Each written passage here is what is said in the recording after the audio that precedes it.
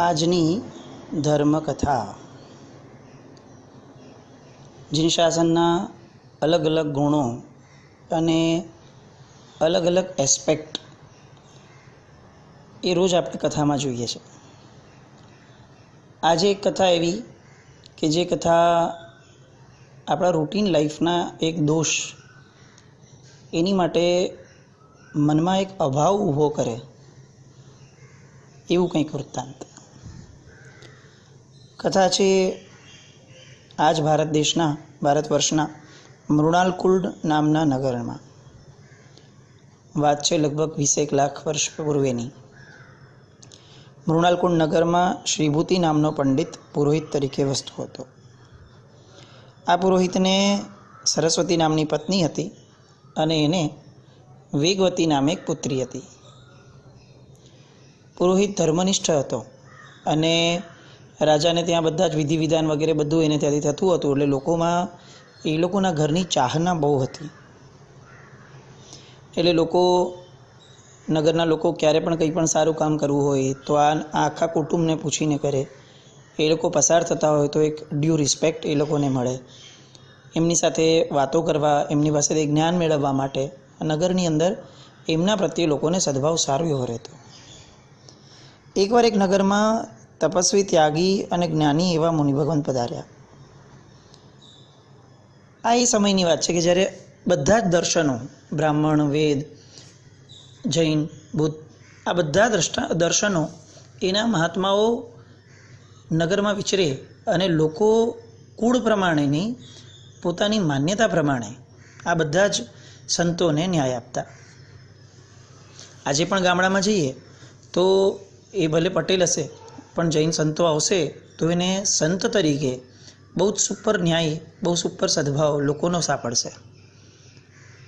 આવી જ કંઈ કાર્ય સંસ્કૃતિની પ્રથાઓ કે જે પણ સંતો આવે એ એમની ગુણાત્મકતાથી એ લોકો જીવનમાં પૂજનીય બનતા. આ નગરમાં આ મહાત્મા પધાર્યા.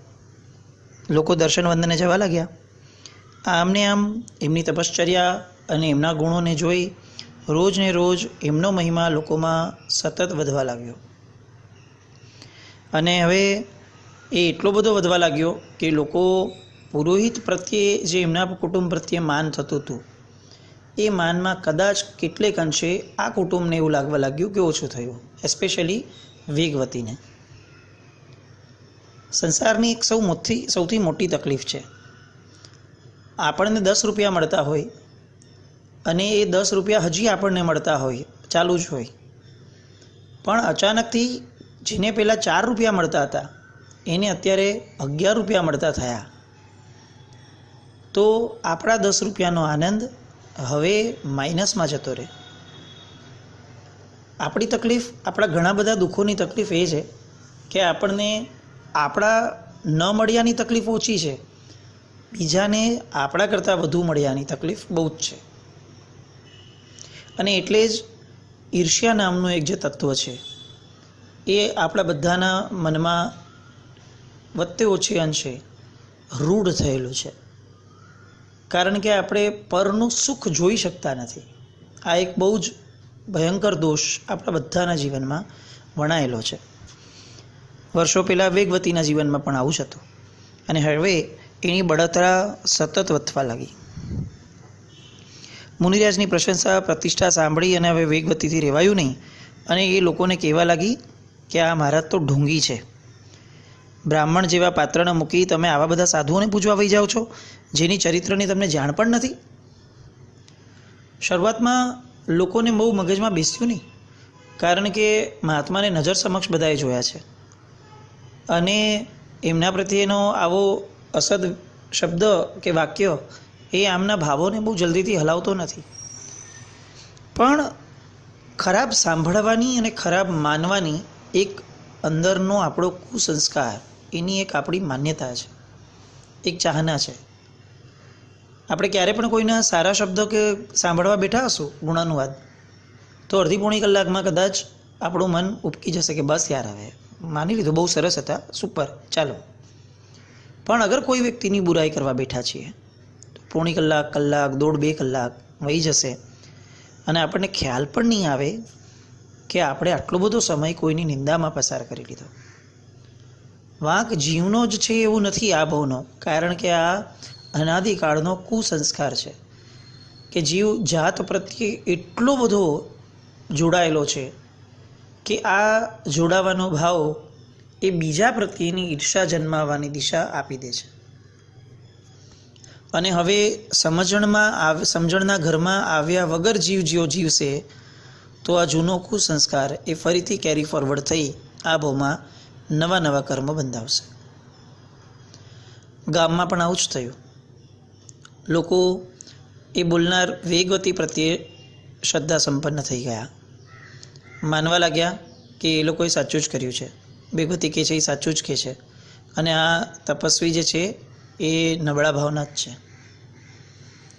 અને હવે વેગવતીને એવું લાગવા લાગ્યું કે લોકો મારી પર આવો વિશ્વાસ રાખે છે, તો એને ઓર આગળ વધવાનું મન થયું અને એણે એવી વાત ફેલાવવાની ચાલુ કરી કે કોઈ બાઈ સાથે રમતા મેં આ સાધુને જોયા છે. અને હવે લોકોમાં તો વેગવતીની વાતો, પહેલાં તો એક વેગવતી બોલતી હતી, હવે આવા ઘણા બધા લોકો બોલવાના ચાલુ થઈ ગયા. અને હવે લોકો એ માનવા લાગ્યા કે આટલા બધા લોકો માને છે તો એ સાચું હશે જ ને. બસ આ એક બહુ મોટી તકલીફ છે આપણા સમાજની. આપણને નબળી વાતો બહુ જ જલ્દીથી અટ્રેક્ટ કરી જાય છે. કોઈક કાર્યકર્તા સંઘમાં, સંસ્થાઓમાં જરાક આગળ પડતા થઈ ગયા એટલે એને પેરેલલ જે પણ હશે આ બધા લોકો તરત જ એના નબળા પોઈન્ટને કાઢી અને ફેલાવવાનું શરૂ કરશે. એ વ્યક્તિમાં નબળો પોઈન્ટ નહીં હોય એ વાતમાં માલ જ નથી, કારણ કે છદ્મસ્ત જીવ દોષ વિનાનો હોય એ વસ્તુ શક્ય જ નથી. કદાચ એક વ્યક્તિગત ઈર્ષ્યાના ભાવને એટલો બધો પ્રોબ્લેમ નથી, પણ એક મેજર પ્રોબ્લેમ આ સમાજનો છે કે જે સમાજ આવી વ્યક્તિઓને અને આવી વાતોને પ્રોત્સાહન આપવાના મૂડમાં જ હોય છે. ક્યાંય એવું નહીં કે ભાઈ હા હશે અત્યારે આપણે એનો સારો પર્યાય જુઓ ને, એવું ન થાય. અચ્છા આવું હતું, અને પછી એ વાત એના જ મોઢાથી બીજાને પાસ થાય, પછી ત્રીજાને પાસ થાય, અને પછી કેટલાક ટ્રેન્ડ ફોલોઅર્સ છે આપણા સમાજમાં, ઘેટા બકરાના પ્રવાહ, ગાડરિયા પ્રવાહના જેવા, કે જે લોકો એમ કે ભાઈ આટલા બધા જણા બોલે છે તો ભાઈ સાચું જ હશે ને, અને એમ કરીને પણ આગળ વાતો ફેલાય. ક્યાંક ક્યાંક બહુ જ વિચારણીય પ્રશ્ન થઈ જાય છે. જયવિરાય સૂત્રની અંદર એક શબ્દ આવે છે, લોગ વિરુદ્ધ ચાવો. લોકની વિરુદ્ધની કોઈ પણ પ્રવૃત્તિ કરવી નહીં. ત્યારે આપણને ઘણી વાર એમ થાય કે ભાઈ લોકો તો આપણા ધર્મ, ધ્યાન વગેરેના પણ નુક્સ કાઢે છે, તો પછી આપણે કેમ આવી પ્રવૃત્તિ કરીએ. પણ ત્યાં લોક શબ્દની વ્યાખ્યા જ્યારે ડિટેલમાં જઈએ છે ત્યારે એમાં લખે છે કે સજ્જન વ્યક્તિઓનો જે મત છે એ મતની વિરુદ્ધ જવું નહીં. એટલે લોકની વ્યાખ્યામાં જ સજ્જનતા છે. માર્ગાનુસારિતાના ગુણો, સજ્જનતા, આ બધા જ્યારે ભેગા થાય અને એવી વ્યક્તિઓ ભેગી થાય એને આપણે ત્યાં લોક કીધું, બાકીના બધાને ટોળું કીધું. આપણે નક્કી કરવાનું રહ્યું કે આપણે આ ટોળામાં ભળવું છે કે લોકમાં, કે જેને પ્રભુએ લોક વિરુદ્ધ ચાવની વ્યાખ્યામાં મૂક્યા એવા લોકમાં. પણ આ મૃણાલકુંડ ગામના લોકો એ ટોળાની જેમ એમાં ભળી ગયા અને હવે મહારાજ પાસે જતા બંધ થઈ ગયા. પહેલાં મહારાજને લોકો નથી આવતા એનો કોઈ બહુ મોટો અફસોસ નથી જ, કારણ કે એ પોતાની જ્ઞાન સાધનામાં છે. પણ એની સૌથી મોટી તકલીફ એ છે કે મારા કારણે પ્રભુનું શાસન એ નિંદાય છે. અને એટલે એને આ જ વિચાર આવવા લાગ્યો કે અગર મારા કારણે આવું થતું હોય તો મને જીવવાનો અધિકાર નથી, પણ આત્મહત્યાનો તો વિકલ્પ હોય નહીં, સંત છે.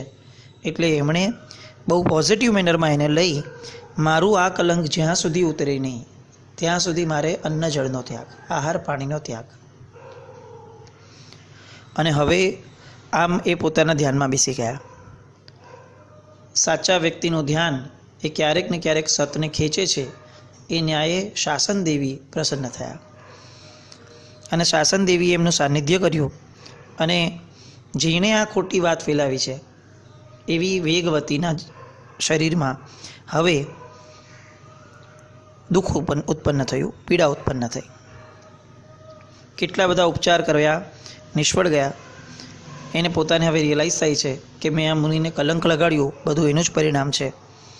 એને પશ્ચાતાપ કર્યો, બધાની સામે મુનિને ખમાવ્યું પણ ખરું, કબૂલ કરતા લોકોને કહ્યું પણ ખરું કે આ મુનિરાજ તો અતિ અગ્નિની જેમ પવિત્ર છે, મેં જ ઈર્ષ્યાના કારણે એમને કલંક આપ્યું હતું, એ તો દયાના સાગર છે.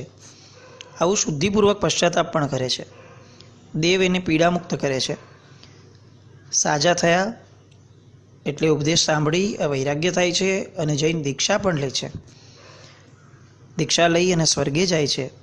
ત્યાંથી આયુષ્ય પૂરું કરી આ વેગવતી જનક મહારાજાના ઘરે સીતાના નામ તરીકે પ્રગટ થાય છે. જે રામાયણ અત્યારે આપણે ફરીથી જોઈ રહ્યા છે, આ રામાયણમાં સીતાને વનવાસ કેમ થયો, સીતાને અગ્નિ પરીક્ષા કેમ આપવી પડી? કારણ કે આ સીતાના મૂળમાં વેગવતીના જીવનના એક કર્મો હતા. સતીત્વ મળ્યું પણ છતાંય પેલી ઈર્ષ્યાનું પાપ ટળ્યું નહીં. આપણા જીવનમાં તો ક્યારે સતીત્વ આવશે, ક્યારે શુભતા આવશે ખબર નથી, અને પાપોના ઢગલા છે. આવી ઈર્ષ્યા આપણને કઈ દિશામાં લઈ જશે, અને આ ઈર્ષ્યા કરી અને આપણે મેળવશું શું? એક ચિંતકે બહુ સરસ કહ્યું છે કે ઈર્ષ્યા બીજું કંઈ આપે કે ન આપે એ નક્કી વાત છે કે એ ગમે તેમ કરીને આપણું પુણ્ય તો કાપે છે.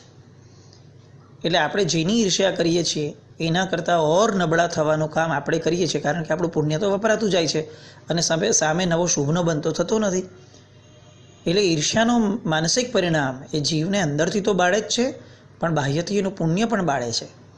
અને અંતે બધું જ બળી ગયા પછી ફક્ત ભસ્મ ઘસવાનો વારો આવે છે. આવી આ ઈર્ષ્યાને આપણે આપણા જીવનમાંથી બાદબાકી આપીએ એ પુરુષાર્થ તો કરવા જેવો છે જ, પણ સાથે સાથે નક્કી કરીએ કે આપણે આવા ઈર્ષ્યા જેવા અનિષ્ટ તત્વોથી મુક્ત એવો સમાજ બનાવડાવીએ.